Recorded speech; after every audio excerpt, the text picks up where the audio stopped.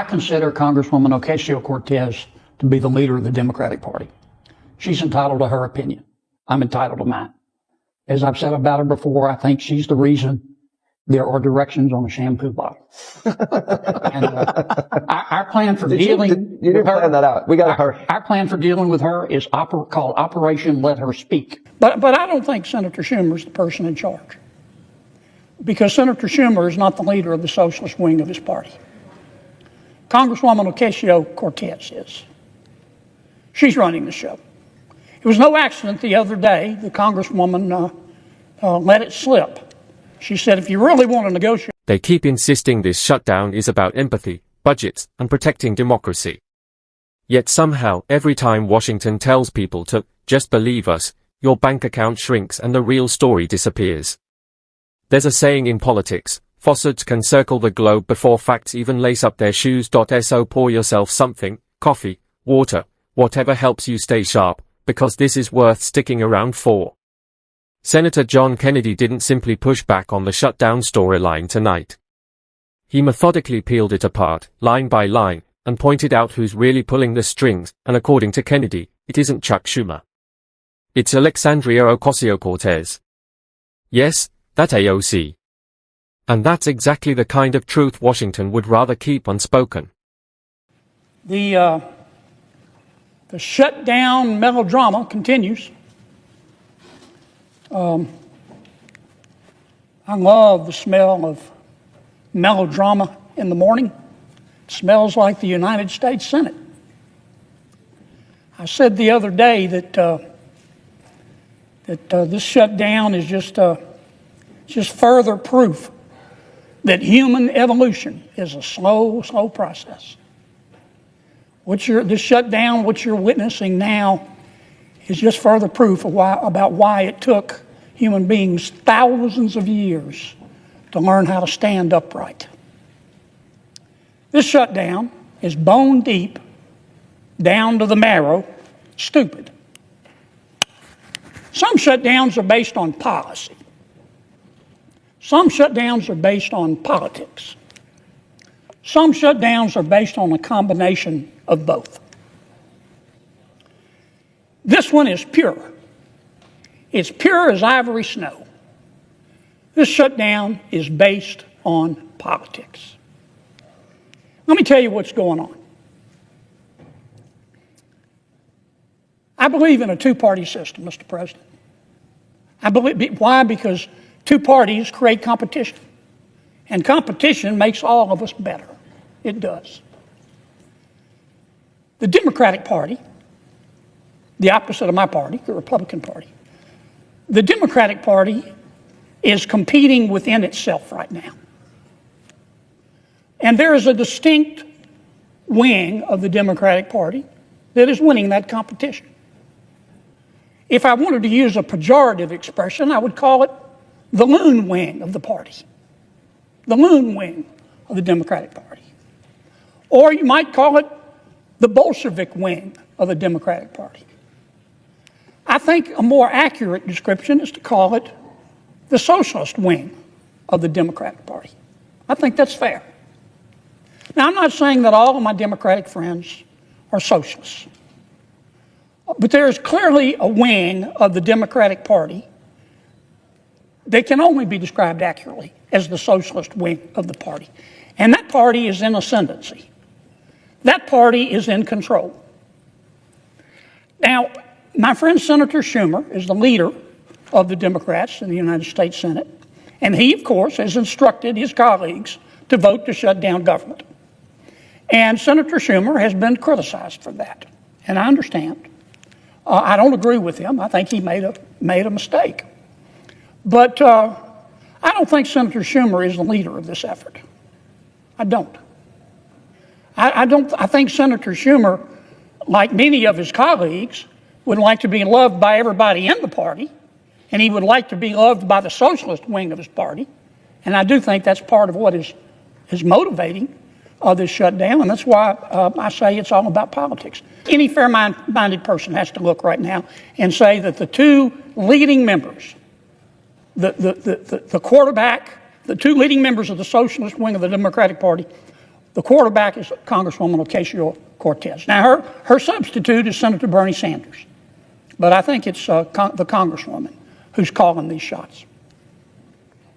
Now, Mr. President, I don't hate anybody. I've said that repeatedly, and I mean it. I like all of my colleagues. I look for grace wherever I can find it. When I say my prayers, I do, every single time.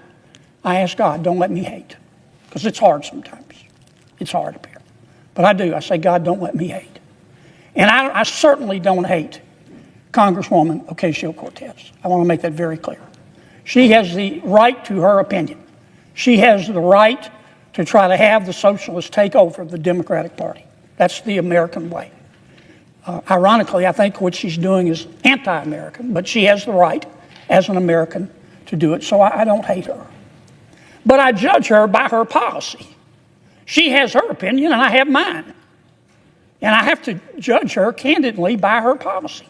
Here is what the socialist wing of the Democratic Party, led by Congresswoman Ocasio-Cortez, has said to the American people and to the United States Congress and the Republicans in Congress. If you Republicans don't agree to make the federal government $1.5 trillion, not $1 million, not $1 billion, $1.5 trillion bigger, we're going to shut government down. Well, of course we said no. I'm not going to vote for that. My mother didn't raise a fool. And as I've said before, if she did, it was one of my brothers. I'm never going to vote for that. Now, where do I come up with this figure of $1.5 trillion? Well, the first thing that the socialists and Congresswoman Ocasio-Cortez is asking us to do is to repeal the health care reforms in the One Big Beautiful Bill. We just passed them. We just passed them. Here it is, Subtitle B, Health in the One Big Beautiful Bill. Now, we didn't cut Medicaid in the One Big Beautiful Bill. In fact, under our bill, Medicaid is going to increase 2% a year over the next 10 years. Now, what we did by reforming Medicaid, which Congresswoman Ocasio-Cortez wants us to reverse, we cut out the waste and the fraud. For example, we found out that there are, no kidding, I'm not just making this up, we found out that there are 2.8 million people on Medicaid who are double dipping in America. They're either signing up for Medicaid in Louisiana and Mississippi, double dipping, or they're signing up for Medicaid in Louisiana and they're signing up for the Obamacare subsidies. That's called cheating. John Kennedy steps into the debate without drama and leaves with one sharp verdict: this shutdown has nothing to do with policy and everything to do with control.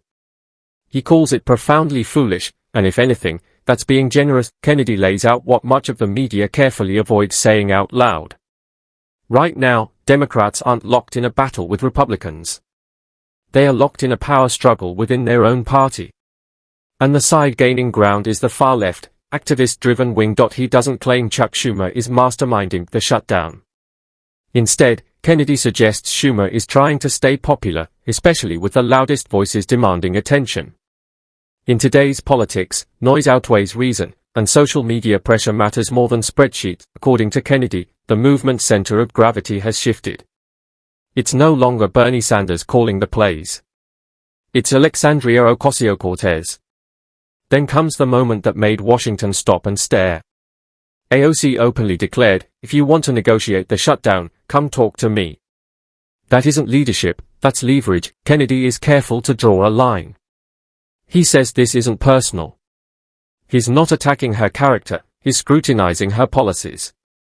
And those policies, he argues, carry a $1.5 trillion cost, not to expand services, but to undo safeguards meant to prevent abuse. He walks through Medicaid reforms few outlets highlight: stopping double dipping, restoring eligibility verification, and preventing high earners from exploiting the system.